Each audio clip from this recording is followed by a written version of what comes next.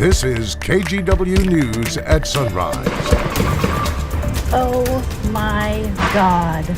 A police shooting in the middle of the day in Wilsonville. We spoke with witnesses who caught it all on camera. And it happens all the time in Portland. Aggressive driving on highways and side streets. Our Chris McGinnis is looking into it and has new data and video in today's Driving Me Crazy. That's a segment at 5:25. And we are also live this morning at the Pacific Northwest Sportsman Show at the Portland Expo Center. It's happening today, tomorrow, Friday, Saturday, and Sunday. I apologize, Brenda, Christina, Rod. You probably can't even see me right now. I better turn around. Oh my God. With all that camouflage on. One of the features that is back this year is the Kids Free Trout Pond. So we're going to kick things off here in just a few minutes with a little trout fishing. That's coming up again in just a few minutes here on Sunrise. Drew, I was not going to mention that you are a diehard Philly boy, a city slicker, but if I didn't need to because that proved it. I don't think you can see me. That's hilarious. I was wondering where he was going with that. And he pulled the camouflage card. Oh, that's awesome. Hey, happy Wednesday, everybody. Thanks for joining us this morning. Will you start us off with the forecast? Yes, everybody do this with me? Yeah, it's cold. Yeah, that's our message to start the day. Here's a look at the temperature map. We expected a hard freeze. We have it. Frosty conditions are pretty thick out there in spots. 25 in Hillsboro, 25 in Gresham, 26 out in Sandy, downtown Portland right now, holding at 30. Winds are light. There are some fog pockets out there as well. 27 in Kaiser and 27 in Salem. So we have the early morning fog. We have the early morning chill. PDX actually one of the warmer spots at 32 out along the river. It'll be 40 at noon, and I think we'll get up into the mid 40s for a high. I have this at 43, cooling off at 5 p.m. Back to you. Rob, thank you. Our top story this morning, there was a high-speed chase through the streets of Wilsonville that ended with the police shooting in the middle of the day yesterday. Those shots erupted in front of the local police department. Yeah, Mike Benner spoke to witnesses who captured that shooting on camera, and we want to warn you, the video you're about to see may be difficult to watch. Cell phone video capturing some tense moments in Wilsonville Tuesday afternoon. Sheriff's deputies and police officers with guns drawn surround a car near the corner of Wilsonville Road and Town Center Loop East. This plays out for approximately a minute before at least one of the officers shoots towards the car with two people reportedly inside. Oh my God.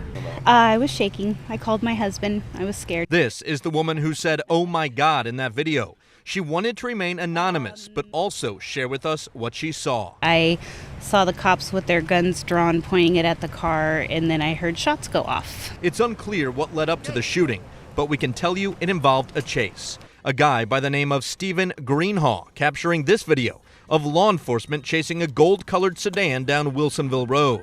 By the time Greenhaw turned around and caught back up to the chase, it had ended in that gunfire we told you about. Greenhaw then recorded this video of law enforcement providing first aid to at least one person. From what I know, the suspect's still alive from what I saw in the video that I took. They've just had this whole area blocked down ever since. That allows the major crimes team to investigate what exactly happened and why. What is clear is that people in Wilsonville are in disbelief. Crazy for little Wilsonville. Yeah, doesn't happen much around here, so I'm glad it stopped here and not closer to the schools. I'm Mike Benner for KGW News.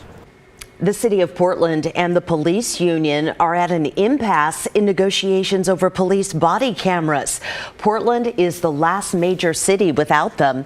This saga has been going on for years. Portland first pushed to get the body cam program back in 2014.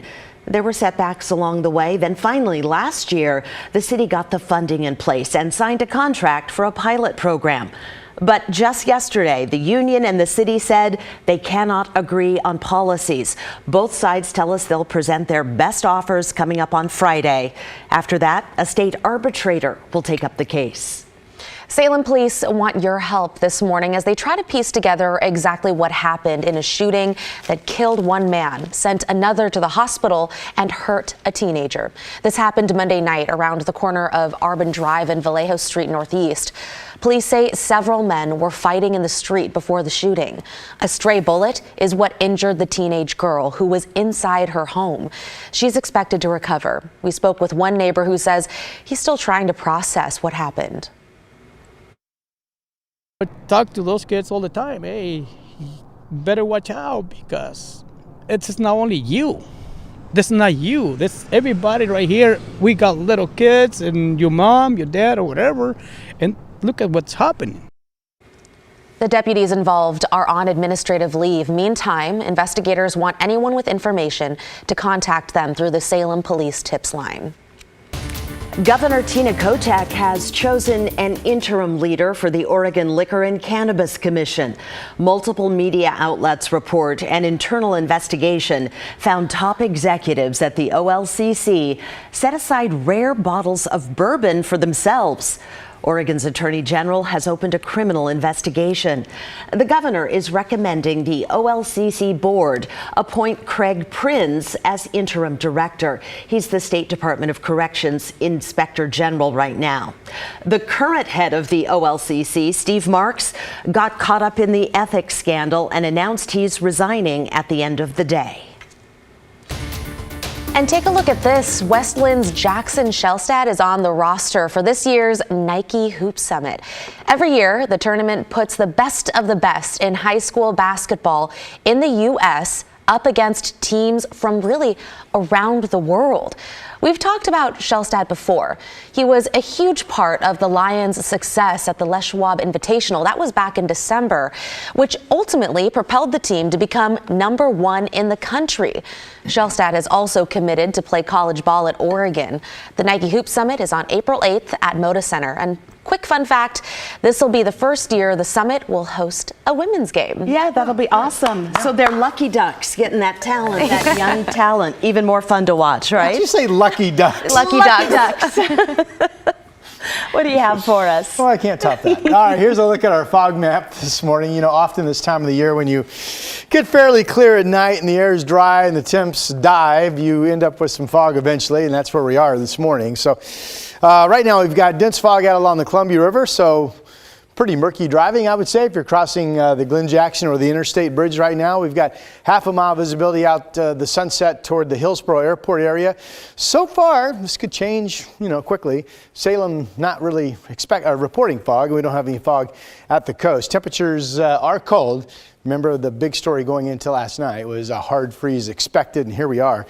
Coldest numbers look to be currently 26 in Sandy, 26 in Hillsborough, and 26 out in Forest Grove. On this map, let's see here, 25 in Dallas looks to be the cold one, 27 down in Lebanon, but you get the idea. It's a hard freeze out there, generally speaking, with some areas that have dipped into the mid-20s. 27 up in Astoria as well. That's a sign of a light wind, of course, when the coast is just as cold as we are inland. And then let's see where we are elsewhere. The Dow's not bad. The gorge temperatures the next several days are going to be pretty close to the valley temps, actually at night and during the afternoon. And with that, there will be no what we call temperature gradient. And that means winds will be fairly light from the gorge to the coast and also here in the valley the next several days. Temperatures for what should end up to be a nice but cool day. We have partly to mostly sunny skies coming after we lose the morning fog pockets. Winds will be light. Mid-40s on average, we think, in the valley, and pretty much similar numbers up through southwest Washington. They're just the light winds, 5 to 10 miles per hour. Your 7-day forecast, I wouldn't say there's a 0% chance of rain, but we don't expect much of anything all the way through Sunday at this point. We'll be freezing again tonight. I have us back down to 28 to start your Thursday.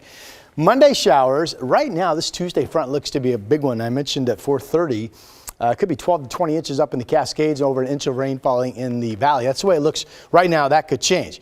I've often considered him the Sportsman of the Year. And here he is at the Big Sportsman Show, Mr. Drew Carney.